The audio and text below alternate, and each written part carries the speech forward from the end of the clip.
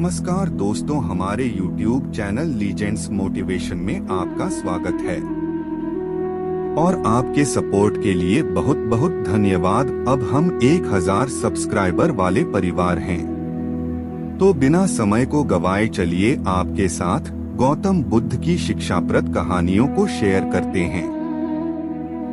एक प्रदेश में एक गरीब लड़का था।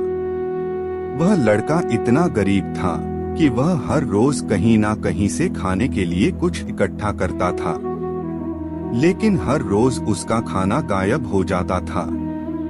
एक दिन उसे पता चला कि एक चूहा उसका खाना चुरा लेता है, तो उसने उस चूहे को पकड़ा और उससे पूछा कि तुझे पता है कि मैं इतना गरीब हूँ, फिर भी तू मेरा खाना चुराता है। अगर तुझे चुराना ही है तो किसी अमीर आदमी का चुरा, क्योंकि उससे उसको कुछ फर्क नहीं पड़ेगा। चूहा बोला कि तेरी किस्मत में सिर्फ कुछ ही चीजें लिखी है और तुझे वही मिलेगा, भले ही तू कितनी भी कोशिश कर ले, भले ही तू कितना भी इकट्ठा कर ले, परंतु तू उन्हें अपने पास नहीं रख पाएगा।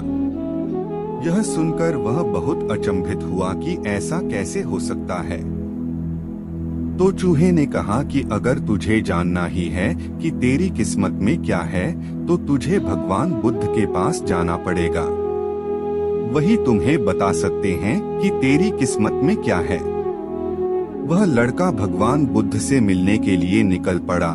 बहुत रात हो चुकी थी, इसलिए रास्ते में उसने एक हवेली देखी और उसने घर वालों से एक रात रुकने के लिए इजाजत मांगी। उसे इजाजत मिल भी गई। हवेली वालों ने उससे पूछा कि वह इतनी रात को कहाँ जा रहा है। लड़के ने उत्तर देते हुए कहा कि मैं भगवान बुद्ध के पास जा रहा हूँ अपनी किस्मत के बारे में पूछने के लिए। तो हवेली वालों ने कहा कि क्या तुम भगवान बुद्ध से हमारा ये सवाल भी पूछोगे? हमारी एक 16 साल की लड़की है जो बोल नहीं सकती है, तो क्या करे जिससे उसकी आवाज लौट आए। उस लड़के ने कहा कि मैं जरूर पूछूंगा आपका सवाल, और उसने उन्हें धन्यवाद कहा और सुबह वहां से निकल पड़ा। आगे रास्ते में बड़े बड़े बर्फ के पहाड़ थे। वह मुश्किल से ही एक पहाड़ को पार कर सका। लड़के को वहां एक जादूगर मिला। उसने लड़के से पूछा कि वह कहाँ जा रहा है।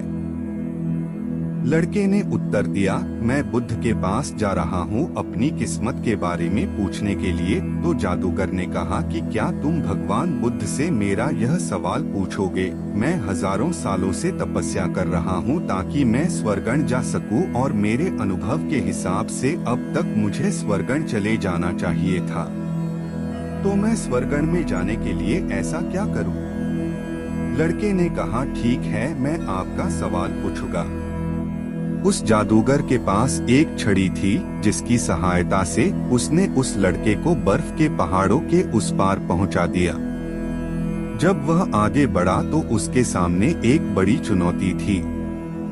एक बहुत बड़ी नदी थी जिसे वह खुद पार नहीं कर सकता था। तभी उसकी मुलाकात एक विशालकाय कछुए से हुई जो उसे नदी पार करवाने के लिए तैयार हो गया। कछुआ भी उससे वही सवाल पूछा कि तुम कहाँ जा रहे हो? तो लड़के ने कहा कि मैं भगवान बुद्ध के पास जा रहा हूँ अपनी किस्मत के बारे में जाने के लिए। तो कछुए ने कहा कि क्या तुम भगवान बुद्ध से मेरा सवाल पूछोगे? मैं 500 सालों से ड्रैगन बनने की कोशिश कर रहा हूँ, परंतु अभी तक बन नहीं पाया। तो मैं ऐसा क्या करूँ जिससे ड्रैगन बन जाऊँ? लड़के ने कहा, ठीक है, मैं आपका सवाल भी पूछूंगा। कछुए ने लड़के को अपनी पीठ पर बैठाया और नदी के उस पार छोड़ दिया। अंततः लड़का भगवान बुद्ध के पास पहुंच गया। वहां और बहुत सारे लोग थे। भगवान बुद्ध ने कहा कि मैं एक व्यक्ति के सिर्फ 3 सवालों के ही जवाब दूंगा।